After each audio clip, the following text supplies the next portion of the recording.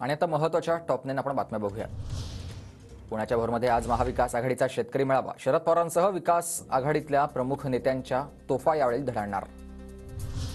मुंबईत काँग्रेसचे आज एक दिवसीय शिबिर। प्रदेश काँग्रेसचे नेतेही उपस्थित राहतील। निवडणुकीच्या पार्श्वभूमीवर कार्यकर्त्यांना मार्गदर्शन करणार।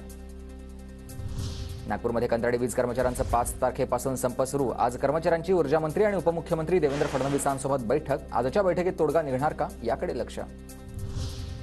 देवेंद्र फडणवीस उद्या बारामती दौऱ्यावर। देवेंद्र फडणवीसांच्या हस्ते खडकवासल्यामध्ये भूमिपूजन सोहळा। भूमिपूजन सोहळ्याला अजित पवारांसह सुनेत्रा पवार उपस्थित राहणार।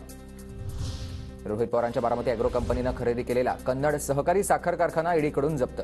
शिखर बँक घोटाळा प्रकरणात कारवाई। शिवसेना नेते रामदास कदम यांची आज गुहागरमध्ये जाहीर सभा। आमदार भास्कर जाधवांच्या मतदारसंघात रामदास कदम काय बोलणार याकडे लक्ष। संसदेत मंजूर केलेल्या 3 केंद्रीय कायद्यांची राज्यात अंमलबजावणी होणार। भारतीय न्याय संहिता, नागरिक सुरक्षा आणि साक्ष अधिनियमाच्या अंमलबजावणीसाठी सुकाणू समिती स्थापन।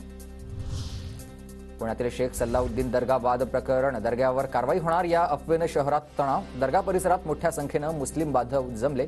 दर्ग्यावर काही कारवाई होणार नाही। पोलीस आयुक्तांच्या आश्वासनानंतर लोकांमध्ये शांतता। राष्ट्रीय तपास यंत्रणेला बंगळुरू स्फोटाचा संशय, पुण्यात आल्याचा संशय, तर एनआयएच्या तपास पथकाकडून पुण्यात आरोपीचा शोध सुरू आहे।